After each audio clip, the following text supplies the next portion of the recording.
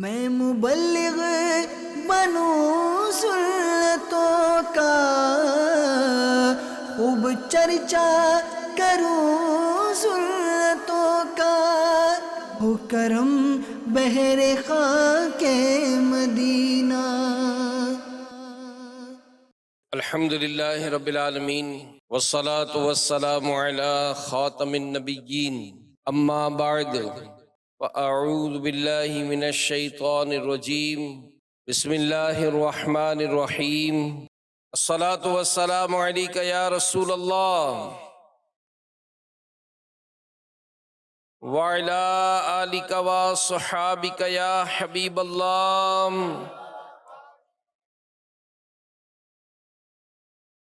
الصلاة والسلام علیک یا نبی اللہ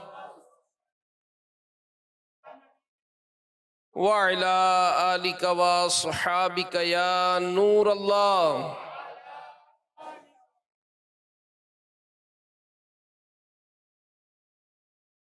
اللہ پاک کے پیارے اور آخری نبی مکی مدنی محمد عربی صلی اللہ علیہ وآلہ وسلم کا فرمان علی شان ہے کہ تم اپنی مجلسوں کو مجھ پر درود پڑھ کر آراستہ کرو، تمہارا مجھ پر درود پڑھنا قیامت کے روز تمہارے لیے نور ہوگا۔ صلو علی الحبیب صلی اللہ تعالی علی محمد وعلی آلہ وصحبہ وبارک وسلم، صلاۃ و سلام علیک یا سیدی یا رسول اللہ۔ تو یہ جو آج ہم جو کہتے ہیں کہ بے برکتیاں ہیں، پریشانیاں ہیں، دکھ ہیں، غم ہیں، تو علماء نے فرمایا کہ غموں نے تم کو جو گھیرا ہے تو درود پڑھو، جو حاضری کی تمنا ہے تو درود پڑھو۔ کہ آقا صلی اللہ علیہ وآلہ وسلم پر درود و سلام پڑھنا یہ نبی پاک صلی اللہ علیہ وسلم کی بارگاہ سے عنایتوں کا حصول کا ذریعہ ہے۔ کہ جو ایک مرتبہ درود پڑھتا ہے، اللہ کے نبی فرماتے ہیں کہ اللہ پاک اس پر 10 رحمتیں نازل فرماتا ہے، اس کو 10 نیکیاں عطا فرماتا ہے، اس کے 10 گناہ مٹائے جاتے ہیں، اس کے 10 درجات بلند ہوتے ہیں۔ اللہ پاک ہمیں عمل کرنے کی توفیق عطا فرمائے، تو کچھ نہ کچھ اپنے معمولات میں اس کو شامل کریں اور اس کی برکتیں پائیں۔ اللہ پاک عمل کی ہم سب کو توفیق عطا فرمائے۔ صلو علی الحبیب صلی اللہ علی محمد صلی اللہ علیہ وآلہ وسلم۔ تیسری صدی ہجری ایک بڑے بزرگ ہیں، حضرت اسماعیل بن نجید نیشا پوری رحمت اللہ تعالی علیہ۔ اب اپنے دور کے بہت بڑے امام، محدث، زاہد اور صوفی بزرگ گزرے ہیں۔ آپ ابو عثمان حیری رحمت اللہ علیہ کے مرید تھے۔ ایک مرتبہ آپ کے پیر صاحب حضرت ابو عثمان حیری رحمت اللہ علیہ نے اپنے مرید کامل حضرت اسماعیل بن نجید رحمت اللہ علیہ کو راہ خدا میں صدقہ کرنے کا حکم دیا۔ حضرت اسماعیل نجید رحمت اللہ علیہ نے فوراً ہی 2000 درہم چاندی کے سکے حاضر خدمت کر دیے۔ شیخ ابو عثمان حیری رحمت اللہ علیہ اپنے مرید کامل کی سخاوت سے بہت خوش ہوئے۔ لوگوں کو اس بات کا پتہ چلا تو انہوں نے خوب تعریف کی، واہ واہ ہو گئی، یار واہ بھائی واہ، سبحان اللہ، کیسی سخاوت ہے، کیسا زبردست کام کیا، کیسی زبردست نیکی کی۔ اب حضرت اسماعیل بن نجید رحمت اللہ علیہ نے جب دیکھا کہ میرا یہ نیک عمل جو میں نے کیا تھا یہ ظاہر ہو گیا اور لوگ میری تعریف کر رہے، واہ واہ ہو رہی میری، تو آپ کو دلی صدمہ ہوا۔ آپ اپنے پیر صاحب کی خدمت میں حاضر ہوئے تو وہی لوگ جنہوں نے تعریفیں کی تھی وہ پیر صاحب کے پاس موجود تھے۔ اب پیر صاحب کے پاس حاضر ہوئے، لوگوں کے سامنے عرض کی کہ علی جا، وہ میں نے جو آپ کو 2000 درہم دیے تھے نا، وہ معذرت میں نہیں دینا چاہتا، مجھے واپس کر دیں، ابھی میں راہ خدا میں خرچ کرنا نہیں چاہتا۔ پیر صاحب کے پاس ہی وہ تھیلیاں پڑی تھی، آپ نے اٹھا کر واپس کر دیں۔ اب لوگوں نے جب یہ عجیب معاملہ دیکھا تو اسماعیل بن نجید رحمت اللہ علیہ کو برا بھلا کہنے لگے کہ کیسا آدمی ہے، رائے خدا میں ایک تو دے دیے، پھر واپس بھی لے لیے. تو یوں مطلب چما گوئیاں ہونے لگی، اور لوگ تھوڑی دیر پہلے جو تعریفیں ہو رہی تھی اب وہ سارے ملامت کر رہے تھے. اسماعیل بن نجید رحمت اللہ علیہ نے کسی کی پرواہ نہیں کی اور رقم لے کر گھر چلے گئے. جب رات ہوئی تو حضرت عثمان حیری یعنی اپنے پیر صاحب کی خدمت میں تنہائی میں تشریف لائے، حاضر ہوئے. تو اب مرید کامل حضرت اسماعیل بن نجید رحمت اللہ علیہ کی خدمت میں حاضر ہوئے، اور وہی 2000 درہم پیش کیے اور کہا کہ علی جان یہ 2000 درہم ہے، آپ نے جس دینی ضرورت پر خرچ کرنے ہیں چھپا کر خرچ کر دیجئے، میرا نام کسی پر ظاہر مت ہونے دیجئے. حضرت عثمان حیری رحمت اللہ تعالیٰ علیہ اپنے مرید کامل کی بات سنی تو آپ کی آنکھوں میں آنسو آ گئے اور فرمایا کہ اے اسماعیل تیری ہمت کو سلام ہے، تیری ہمت کو سلام ہے. تو ہم میرے پیارے اسلام بھائیوں غور کریں کہ یہ جو نیکی کرنا تو ایک کام ہے، مگر یہ نیکی کر کے اس کو چھپانا یہ بڑے حوصلے کا کام ہے. ہم تو یہی چاہتے ہیں کہ جو کریں تو ٹھگ کر کے اس کا ہم کو مطلب صلہ ملے. یہاں ان نیک ہستیوں کا انداز دیکھیں، ان کی پاکیزہ سوچ پر قربان ہو، ان کی ہمت پر قربانی ہو، ان کے اخلاص پر قربان ہو کہ یہ لوگ اللہ پاک کی رضا کے لیے نیکیاں کرتے کہ اول تو نیکی ظاہر نہیں ہونے دیتے، پھر اگر اپنی کوشش کے بغیر کسی طرح نیکی ظاہر ہو جاتی انہیں صدمہ ہوتا، دکھ ہوتا کہ ہماری نیکی ظاہر کیوں ہو گئی، یہ لوگ ہماری تعریفیں کیوں کر رہے ہیں بھائی، یہ واہ واہ کیوں ہو رہی ہے، یہ انداز ہوتا تھا. اور اب اگر ہم کوئی کام کر بھی دیں تو اپنے نام کی پلیٹ لگنی بہت ضروری ہے. پلیٹ لگے گی تو کنواں کھدوایا تو جب تک ہماری اس فیملی کا نام نہیں لکھا جائے گا ہمیں مزہ نہیں آئے گا. تو اللہ کرے ان نیک لوگوں کا صدقہ ہمیں نصیب ہو جائے اور ہمیں بھی اخلاص کے ساتھ نیکیاں کرنے کی توفیق نصیب ہو. یاد رکھیے میرے پیارے پیارے اسلام بھائیوں، اللہ پاک ایک کامل ولی قرآن کریم میں جن کے علم اور حکمت کا بیان ہے، اور قرآن کریم میں ان کے نام کی پوری صورت بھی موجود ہے، یعنی حضرت لقمان حکیم رحمت اللہ تعالی علیہ. آپ نے اپنے بیٹے کو نصیحت کرتے فرمایا کہ بیٹا ریاکاری یہ ہے کہ تم نیکی کا بدلہ دنیا میں طلب کرو. ریاکاری یہ ہے کہ تم نیکی کا بدلہ دنیا میں طلب کرو، حالانکہ نیک لوگ آخرت کے لیے نیکیاں کرتے ہیں. بیٹے نے عرض کیا ابا جان ریاکاری کا علاج کیا ہے؟ فرمایا نیکیوں کا چھپانا، نیکیوں کو چھپانا. بیٹے نے پھر عرض کی کہ نیکیوں کو کیسے چھپایا جا سکتا ہے؟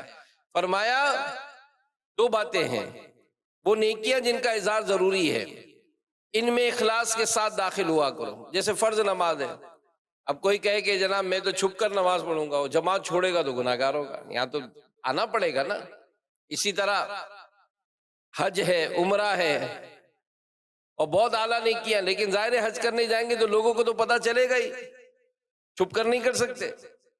تو ایسی نیکیاں صرف اور صرف اللہ پاک کی رضا کے لیے کی جائیں، ان میں واہ واہ کی تعریف کی خواہش نہ ہو. اس طرح کی نیکیوں میں اسی کو نیکیاں چھپانا کہا جائے گا. اور دوسرے نمبر پر حضرت لقمان حکیم رحمت اللہ تعالی علیہ وہ نیکیاں جو چھپ کر کی جا سکتی، جیسے تہجد ہے، نفل نمازیں، صدقہ و خیرات ہے، ایسی نیکیوں میں کوشش کرو کہ اللہ پاک کے سوا کسی کو اطلاع نہ ہونے پائے. اگر کوئی ایسی نیکی لوگوں پر ظاہر ہو جائے تو اسے اپنی نیکیوں میں شمار ہی نہ کیا کرے. تو میرے پیارے پیارے اسلامی بھائیوں اور مدنی چینل کے ناظرین، اللہ پاک ہم پر رحم فرمائے اور عافیت عطا فرمائے، اور ہمیں مطلب اخلاص کے ساتھ اللہ پاک نیکیاں کرنے کی توفیق عطا فرمائے. ایک روایت میں ہے حضرت عبداللہ بن عباس فرماتے ہیں کہ ایک مرتبہ ایک شخص بارگاہ رسالت میں حاضر ہوا اور عرض کی کہ یا رسول اللہ صلی اللہ علیہ وآلہ وسلم، میں اللہ کی رضا کے لیے نیک اعمال کرتا ہوں اور اس میں میری نیت سے اللہ پاک کی رضا ہوتی ہے. مگر جب میری نیکی ظاہر ہو جاتی ہے، لوگوں کو میرے نیک اعمال کا پتہ چل جاتا ہے، تو میں خوش ہوتا ہوں کہ واہ، میری نیکیوں کی وجہ سے لوگوں میں میرا مقام، میری عزت یہ بڑھ رہی ہے۔ تو اس وقت سورہ کاف کی آیت نمبر 110 نازل ہوئی۔ اللہ پاک ارشاد فرماتا ہے، تو جو اپنے رب سے ملاقات کی امید رکھتا ہو اسے چاہیے کہ نیک کام کرے اور اپنے رب کی عبادت میں کسی کو شریک نہ کرے۔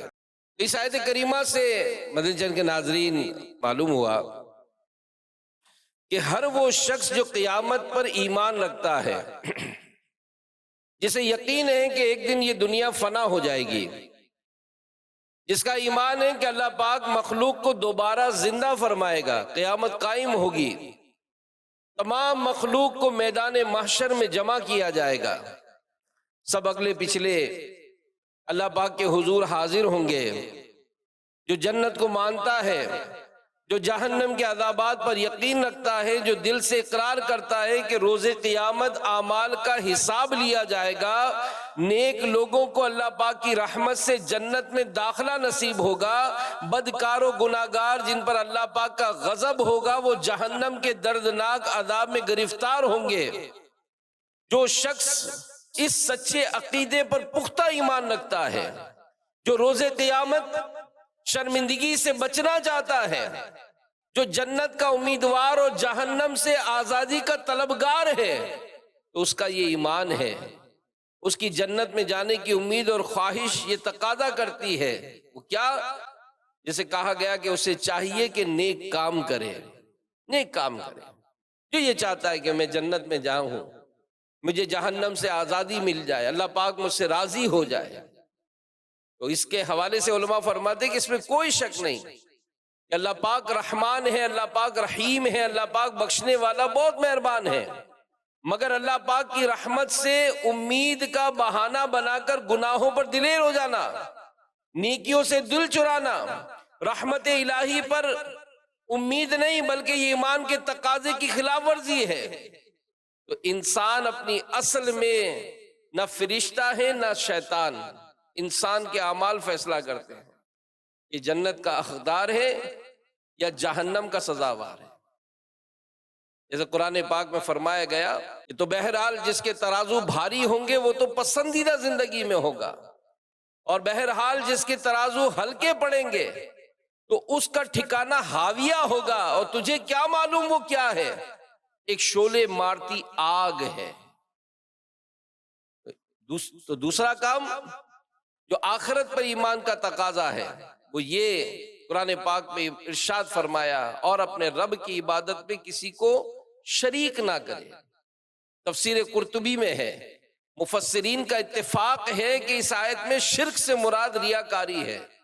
مطلب یہ کہ جو بندہ آخرت پر ایمان رکھتا ہے وہ نیکیاں تو کرے ہی کرے، عبادت تو کرے، نمازیں پڑھے، روزے رکھے، تلاوت کرے، صدقہ و خیرات کرے، قرآن پاک اور سنت مصطفیٰ کے سائے میں رہ کر، شریعت کے دائرے میں رہ کر اپنی زندگی گزارے، اور اس کے ساتھ ساتھ آخرت پر ایمان کا یہ بھی تقاضا ہے کہ بندہ ریاکاری سے بچتا رہے اور نیک کام کرے تو صرف اللہ کی رضا کے لیے۔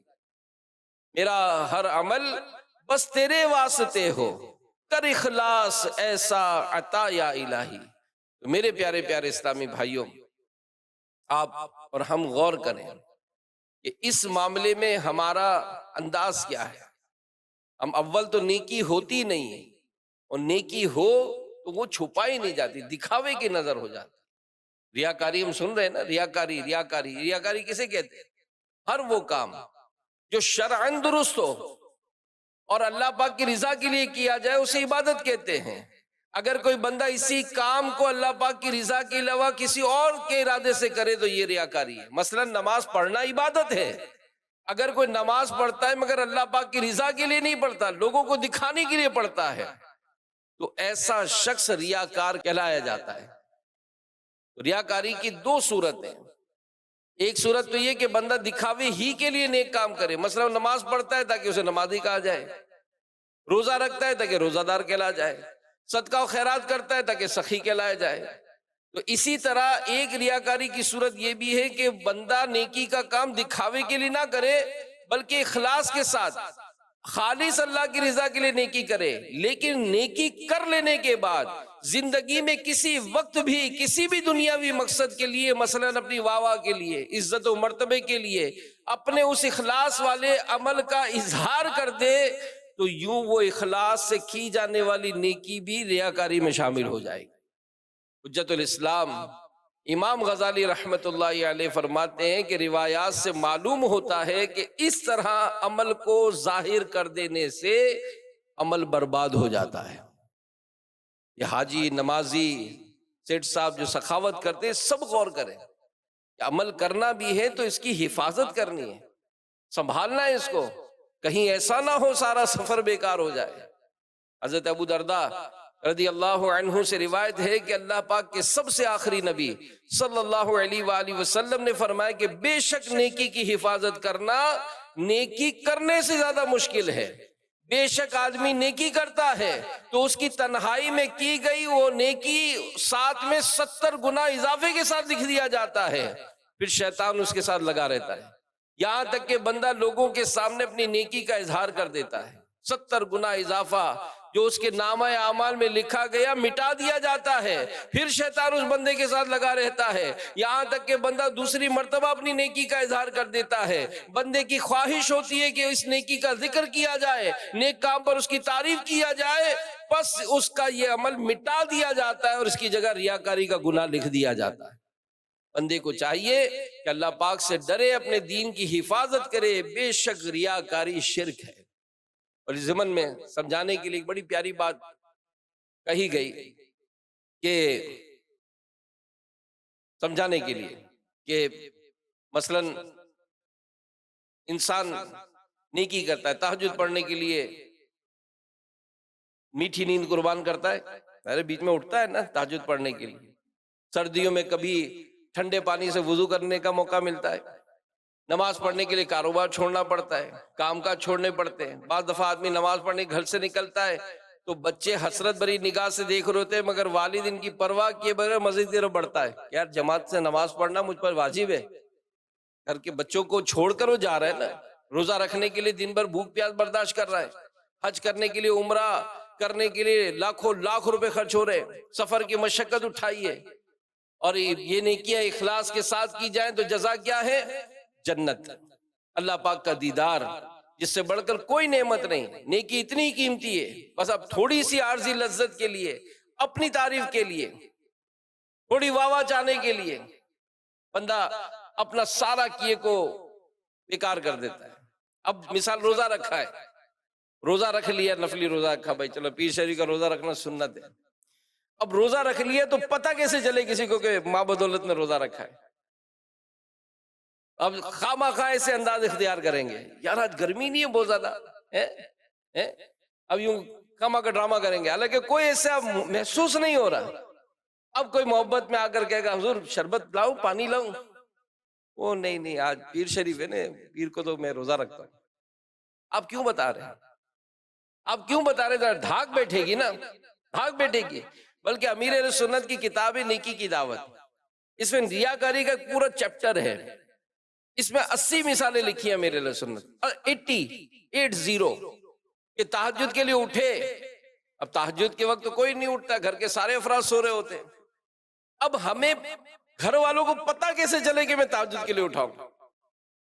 اب میرے سنت نے دل کے چور پکڑے کہ کمرے کا کنڈی جو ہے ٹھک کر کے کھولیں گے تاکہ بچوں کی اماں کی آنکھ کھل جائے، وہ دیکھے کہ اوہو تہجد ہے، وضو باورچی خانے میں جا کے برتن بجائیں گے، تیز نل کھولیں گے، زور زور سے ہاں کر کے جیسے گرارے لینا، اور یہ سب کریں گے تاکہ اماں کی بھی آنکھ کھل جائے اور اماں بھی دیکھ لے کہ بیٹا نماز پڑھ رہا ہے۔ کیوں کہ دن بھر میرے جانے کے بعد میرے پوری بلڈنگ میں، میرے پورے محلے میں میری ماں میرے اس تہجد کا ڈھول بجائے گی کہ میرا بیٹا تو تہجد میں اٹھتا ہے۔ آپ کے بھائی یعنی سسرال میں بات پہنچے گی، ان کے بچوں کے ابو تو آج روزہ رکھا تھا نا، آج پیر شریف تھا نا، تو جمعرات کو بھی روزہ رکھنا شروع کر دیا ہے۔ اب یہ جو ہم باتیں کرتے ہیں تو کیوں کر رہے ہیں؟ ایک بزرگ کے بارے میں آتا ہے، حضرت سفیان ثوری رحمت اللہ تعالی علیہ، کسی شخص کے ہاں دعوت پر تشریف لے گئے، میزبان جس کے گھر گئے تھے اس نے خادم سے کہا کہ بھائی ذرا وہ برتن نکالو جو دوسری مرتبہ جب میں حج پہ گیا تھا نا وہاں سے جو لایا تھا نا وہ برتن نکالو۔ حضرت سفیان ثوری رحمت اللہ علیہ نے فرمایا کہ اے مسکین، تو نے ایک جملے میں 2 حج ضائع کر دیے، ضرورت کیا تھی بولنے کی؟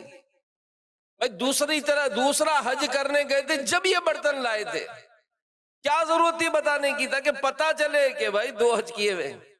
الحاج الحاج لکھتے ہیں، حالانکہ اس کا معنی نہیں بنتے، حاجی ہی کہلاتے۔ کیوں کہہ رہے بھائی؟ کئی لوگ بیٹھے ہوئے، بلکہ ایک مثال قائم کی کہ لوگ جو ہے وہ ٹرین میں سفر ہو رہا تھا اور آپس میں بیٹھے ہوئے تھے سارے، اب ذرا تھوڑی دیر گزرتی ہے تو پوچھتے بھائی آپ کا نام کیا ہے، آپ کا نام کیا ہے؟ ایک صاحب سے کسی نے پوچھا حضور آپ کا نام؟ تو کہا میرا نام حاجی رفیق۔ یا آپ کا نام کیا ہے؟ جی میرا نام نمازی سلیم۔ بڑا حیران ہو گیا کہ یار یہ نام تو پہلی دفعہ سنا، نمازی سلیم۔ تو کہا کہ آپ نے حج کب کیا تھا؟ ابھی پچھلے سال ہی حج کر کے آئے ہوں۔ تو کہا آپ سال میں زندگی میں 1 دفعہ حج کرو تو آپ اپنے آپ کو حاجی رفیق کہنے شروع کر دیں، اور میں تو روزانہ پابندی سے 5 ٹائم نماز پڑھتا ہوں، تو کیا میں نمازی رفیق نہیں کہہ سکتا ہوں؟ بات سمجھانی ہے کیوں کہا جا رہا ہے، کیوں کہا جا رہا ہے، اس سے پیچھے بینیفٹ کیا ہے، آپ کیا لینا چاہ رہے ہیں، آپ کیوں حافظ صاحب کہلانا چاہ رہے ہیں؟ لیکن ذرا روپ پڑے گا نا، روپ پڑے گا کہ جناب ماں بدولت کوئی چیز ہے تو کہیں ایسا نہ ہو سارا سفر بیکار ہو جائے۔ تو میرے پیارے پیارے اسلامی بھائیوں اور مدنی چینل کے ناظرین، غور کریں کہ یہ نقصان کی کتنی بات ہے۔ ایک شخص جس نے جو محنت کر رہا ہے، مشقت کر رہا ہے، نیک اعمال کر رہا ہے، اب اندازہ لگائیں کہ اس دور میں اگر کوئی اس طرح کی نیکیاں کرتا ہے تو شیطان کی باتوں میں آ کر نیکیوں کا اظہار کر کے اعمال ضائع کر بیٹھے۔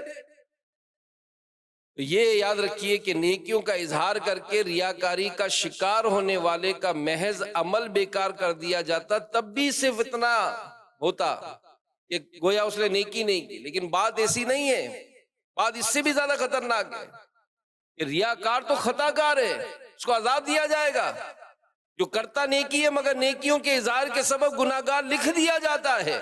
دکھاوے کے لیے نیکی کرنا یا نیکی کا اظہار کر کے ریاکاری کا شکار ہو جانا یہ کس قدر خطرناک ہے، یہ سمجھانے کے لیے قرآن کریم میں سورہ بقرہ میں ایک عبرتناک مثال بیان فرمائی گئی۔ سورہ بقرہ کی آیت نمبر 266 میں ارشاد ہوتا ہے، آسان ترجمہ قرآن کنز العرفان، کیا تم میں سے کوئی یہ پسند کرے گا کہ اس کے پاس کھجور اور انگوروں کا ایک باغ ہو جس کے نیچے ندیاں بہتی ہوں، اس کے لیے اس میں ہر قسم کے پھل ہوں، اسے بڑھاپا آ جائے اور حال یہ ہو کہ اس کے کمزور و ناتواں بچے ہوں، پھر ایک آگ کا بگولا آئے جس میں آگ ہو تو سارا باغ جل جائے۔ اللہ تم سے اسی طرح اپنی آیتیں کھول کر بیان کرتا ہے تاکہ تم غور و فکر کرو۔ تھوڑی دیر کے لیے توجہ سے اس آیت کا خلاصے کے حوالے سے جو علماء نے لکھا ہے سنیے۔ ایک مثال ہے، ہم میں سے ہر ایک مثال کو سامنے رکھ کر ذرا آنکھیں بند کر کے ذرا تصور باندھے کہ ہم بوڑھے ہو چکے، تصور کریں ہم بوڑھے ہو چکے، اب بازوؤں میں پہلے جیسی طاقت نہیں رہی، زیادہ محنت کرنے والا کام نہیں کیا جاتا، اس حالت میں چھوٹے چھوٹے بچے بھی ہیں وہ کما نہیں سکتے، محنت مزدوری نہیں کر سکتے، ان بچوں کی پرورش کا واحد سہارا ہم ہی ہیں، ہماری دکان ہے، اسی کی آمدنی ہے، سارے اخراجات اسی سے چلتے ہیں، کمائی کا کوئی اور ذریعہ نہیں، سیل میں آتے مال دے جاتے، ہم آرام سے بیٹھ کے مال فروخت کرتے، زندگی کا نظام چل رہا ہے، اچانک ایک رات اس دکان میں آگ لگتی ہے، سارا سامان جل جاتا ہے، جینے کا ایک ہی سہارا تھا وہ بھی نہ رہا۔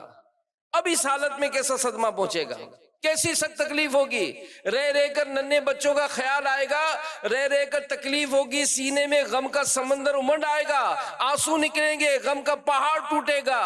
اب اسی تصور کو تھوڑی دیر کے لیے آخرت کی طرف موڑ دیجئے کہ ہم نے دنیا میں کئی سال گزارے، کئی سال نمازیں پڑھی، روزے رکھے، صدقہ و خیرات کیے، اشراق چاش اوابین، مدنی قافلے، نیکی کی دعوت اور نہ جانے جو جو آپ نیکی کے کام کیے، تصور کریں، تہجد کبھی نہ چھوڑی، نفل حج کیے، عمرے بھی کیے، نیکیوں پر نیکیاں کرتے چلے گئے، اپنے طور پر سوچا کہ جناب بہت سارا اعمال نامے میں ثواب جمع ہو گیا، اچانک موت ہو گئی، روح قبض کر لی گئی، کوہرام مچ گیا کہ بڑا نیک آدمی تھا، دنیا سے چل بسا، اور آنکھ نم ہے، آہیں بلند ہو رہی ہیں، جنازہ ادا ہو گیا، ہمیں ہماری قبر میں دفنا دیا گیا، تنہا چھوڑ کر لوگ غمگین دل کے ساتھ تعریف کرتے ہوئے، نیکیوں پر واہ واہ کرتے ہوئے گھروں کو چلے گئے کہ جناب حاجی صاحب تو بڑے نیک تھے، مسجد بنائی تھی، پنکھے لگائے تھے، جناب قالین بچھائے تھے، اور خوب انہوں نے نیکی کی سلسلے کیے تھے، فلاں فلاں بیوہ تھی،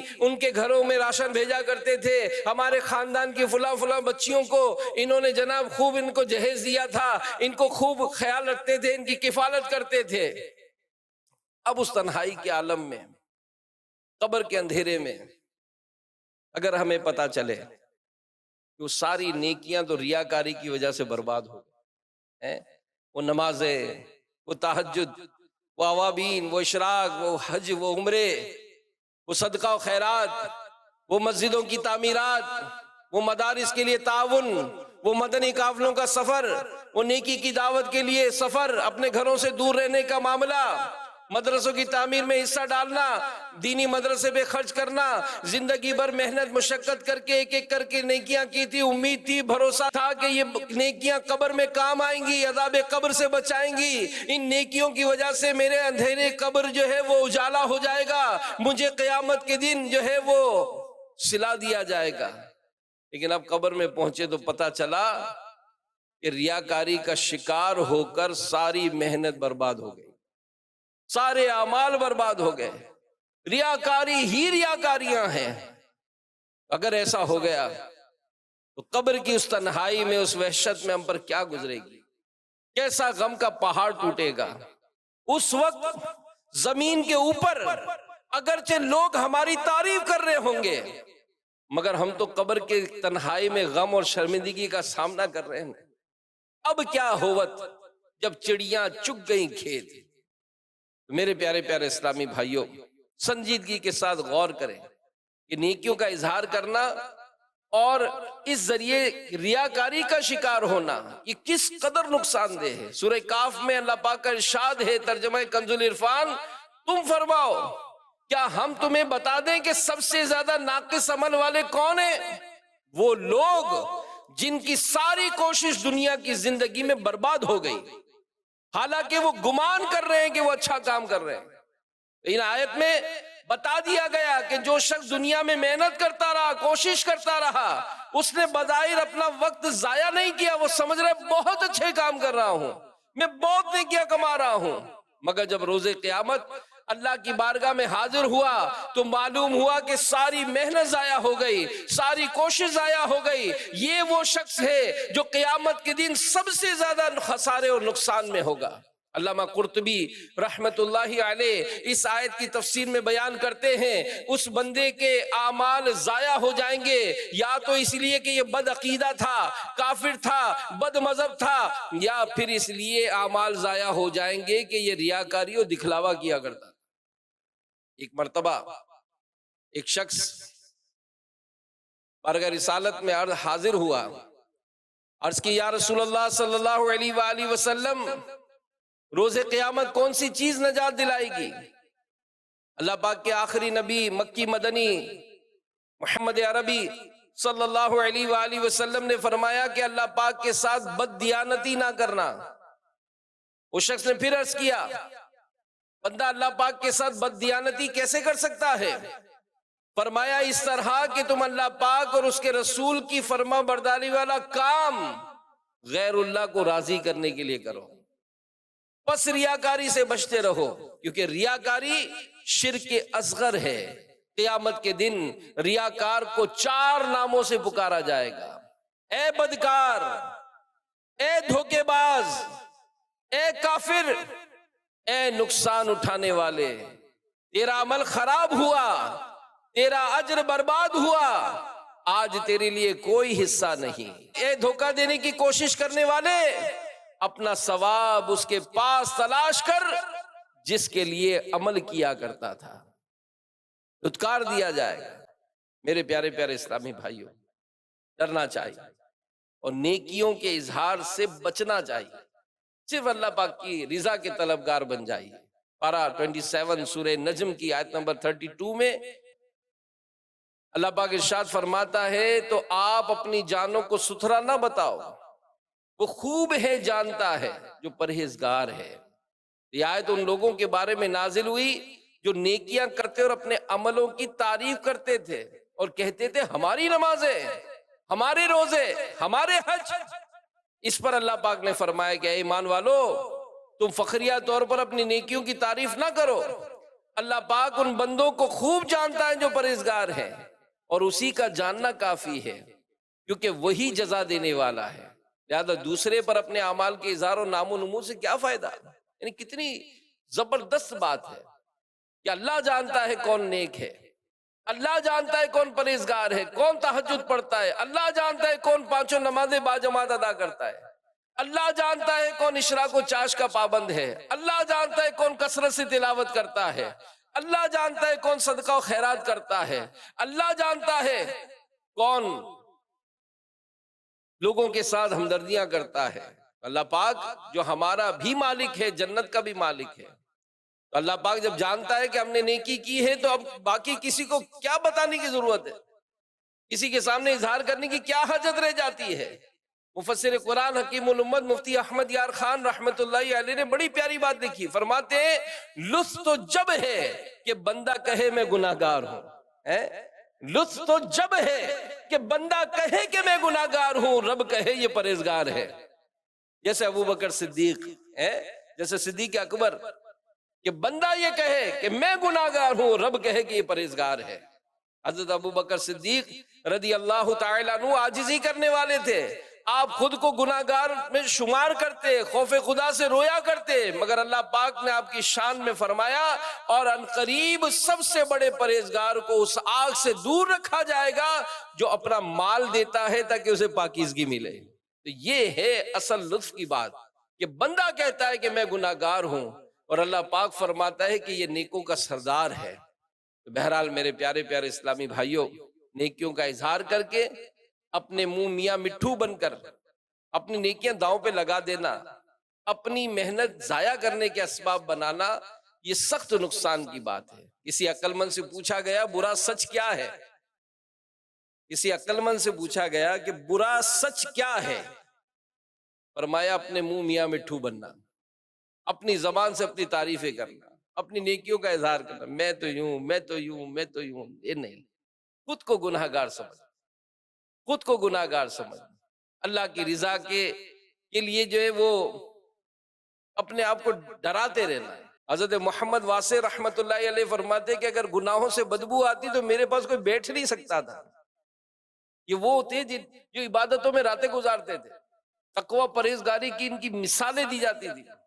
یہ ہے ان کے مبارک انداز، اور ہم یعنی آپ اس مضمون کو جو بیان کیا سمجھنے کی کوشش کریں کہ بندہ قبر کے اوپر سب واہ واہ کر رہے اس کی، حاجی صاحب، سیٹھ صاحب، سخی صاحب، جو فرمائے کہہ رہے لوگ، لیکن قبر کے اندر وہ عذاب میں مبتلا ہو گیا، ساری محنت ضائع کر کے آیا۔ یہ کسی محلے میں چند دکانیں تھیں، راشن کی، گوشت کی، دودھ کی۔ راشن والا کی بڑی دکان تھی، بڑا سیٹ تھا، لیکن وہ لوگوں کے ساتھ تعاون نہیں کرتا تھا۔ کوئی آ کر اپنی پریشانی بتاتا کہ یار تنخواہ نہیں ملی تو فلاں تو مسائل، تو اس کو ادھار بھی نہیں دیتا تھا، کوئی رعایت بھی نہیں کرتا تھا۔ تو لوگ اس کے متعلق بڑی الٹی سیدھی باتیں کرتے تھے، یا بڑا کنجوس ہے، اللہ نے اتنا دیا، اتنا بڑا سیٹ ہے لیکن کسی سے تعاون نہیں کرتا۔ اس کے برعکس دودھ والا غریب لوگوں کی مدد کر دیتا، کوئی ایک آدھ کلو مانگتا اس کو دے دیتا تھا، کوئی ادھار مانگتا اس کو۔ گوشت والا بھی یہی کرتا تھا، گوشت والا بھی کوئی غریب ہوتا اس کو گوشت دے دیتا، کبھی کسی کو ادھار دے دیتا، کبھی ایسے ہی دے دیتا۔ تو لوگ بڑی تعریف کرتے تھے کہ یار یہ چھوٹی چھوٹی دکان والوں کو دل کتنا بڑا ہے، یہ کیسا تعاون کرتے ہیں۔ لیکن وہ بڑے سیٹ کو دیکھو، ایک اٹھنی نہیں دیتا ہے کسی کو، اتنا کنجوس ہے۔ خیر وقت گزرتا گیا، ایک دن اس سیٹ کا انتقال ہو گیا، اس سیٹ کا انتقال ہو گیا، لوگوں کو کوئی خاص ایسی توجہ بھی نہ رہی۔ لیکن حیران کن بات یہ ہوئی کہ دوسرے دن سے دودھ والے نے دودھ دینا بند کر دیا، گوشت والے نے گوشت بند کر دیا۔ لوگ بڑے حیران ہوئے کہ بھائی تمہیں کیا ہو گیا، تم کیوں نہیں دودھ دے رہے؟ تم گوشت میں رعایت کیوں نہیں کر رہے؟ تو اس نے کہا بھائی ہم جو تمہیں گوشت میں رعایت کرتے تھے، ہم جو دودھ میں رعایت کرتے تھے نا، اس کا سارا پیسہ وہ سیٹھ ہی دیتا تھا، وہ سیٹھ دیتا تھا۔ وہ سیٹھ نے کہا رکھا تھا کہ محلے کا کوئی غریب آدمی آئے اس کو گوشت دے دینا، کوئی دودھ لینے آئے تو دودھ دے دینا، اور اس کے جتنے پیسے مہینے کے مجھ سے لے لینا۔